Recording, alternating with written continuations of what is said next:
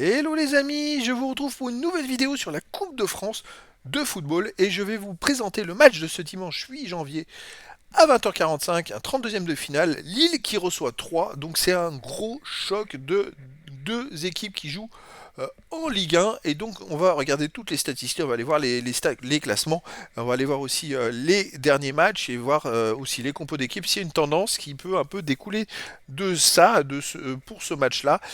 En tout cas, déjà, c'est deux équipes de Ligue 1 qui s'affrontent. Lille est 7ème de Ligue 1 avec 30 points en 17 matchs. C'est pas mal du tout. C'est 9 victoires, 3 nuls, 5 défaites, 30 buts pour, 24 contre, plus 6 au goal average. C'est un bon parcours, très correct. Surtout qu'ils ont perdu que 5 matchs sur 17. Ils ont fait quand même 9 victoires. 3 de son côté est 13ème de Ligue 1 avec 18 points en 17 matchs, 4 victoires, 6 nuls, 7 défaites, 29 buts pour, 33 contre, moins 4 au goal average. Mais surtout, ça fait 62 buts en 17 matchs, c'est quasiment du 4 buts par match. Autour de 3,5 buts par match, donc il y a beaucoup de buts avec eux. Ils en marquent beaucoup, mais ils en encaissent beaucoup. Lille, c'est un peu pareil, 54 au total, mais il devrait y avoir du spectacle, parce qu'avec Lille, il y a plus de 3 buts par match, avec 3 plus de 3,5, ça devrait être quand même un beau match. Après, dans la coupe, tout est possible, mais ça devrait être quand même vraiment un super match. Lille, alors, sur les 10 derniers matchs, ils ont fait 6 victoires, 2 nuls, 2 défaites, 16 buts pour 9 contre, plus 7 de goal average. C'est une équipe quand même qui est solide et qui vient de faire donc un match nul à domicile et une victoire à l'extérieur. J'ai pas été voir contre 3 en championnat combien ils avaient fait, mais comme ils ne se sont pas affrontés récemment, c'est vrai que tout peut changer. Il suffit qu'il y ait eu des absents, des blessés. Enfin bon, voilà, c'est pas très parlant. De son côté, 3 a fait sur les 10 derniers matchs 2 victoires, 5 nuls, 3 défaites, 18 buts pour, 18 contre, 0 de goal average. Alors, ils viennent de gagner à Strasbourg 3 buts à 2 à la dernière journée.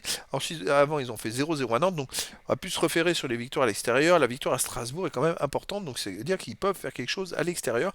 À Paris, ils avaient perdu que 4-3. Donc, ils marquent des buts. Ils en ont pris beaucoup. Mais ils ont réussi à marquer 3 buts à Paris quand même. Chapeau. Ils sont embêtants à l'extérieur. 3, c'est vrai qu'ils font pas forcément des super résultats. Mais regardez, à Clermont, ils avaient gagné 3-1 en septembre. Ensuite, à Nice, ils ont perdu de justesse 3-2. À Paris, 4-3 de justesse. À Brest, 2-1. C'est toujours de justesse. Et là, ils ont gagné 3-2 à Strasbourg. Donc, c'est une équipe qui est capable de faire quelque chose à l'extérieur et d'embêter Lille. Surtout qu'il y a toujours beaucoup de buts. Alors, maintenant, il n'y a plus de prolongation, il y a des tirs au but dès la fin du match. Quand je vois un peu les scores des deux équipes, bon, je pense que Lille, pour moi, est favori, mais je suis pas sûr que 3 ne réussissent pas à faire un exploit. Moi, ça m'étonnerait pas. Ça m'étonnerait pas que 3 fassent un exploit. On va aller voir les compos d'équipe. Alors, les compos d'équipe pour Lille, gardien Chevalier, défense Diakité, Fond, Diallo, Ismaili, milieu de terrain, milieu défensif André Gomez, haute milieu et ailier Zegrova, Angel Gomez, Cabella. En attaque David ou Virginus. Alors, enfin, ça dépend si Lille va faire tourner. S'ils font tourner, je verrais bien 3 se qualifier.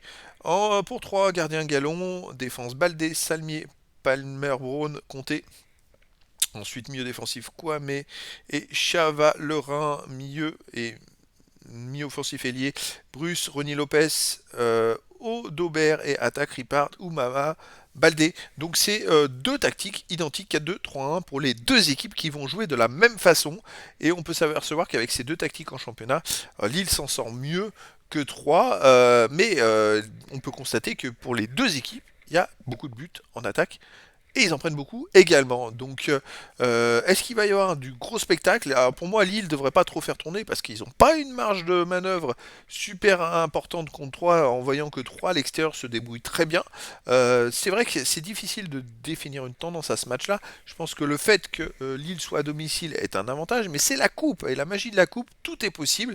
Que 3 réalisent un exploit à Lille, ça serait pas une surprise vu le contexte. Là, c'est vrai que on peut pas mettre de match nul, mais bon, bah, je vais m'avancer quand même pour une qualification de Lille.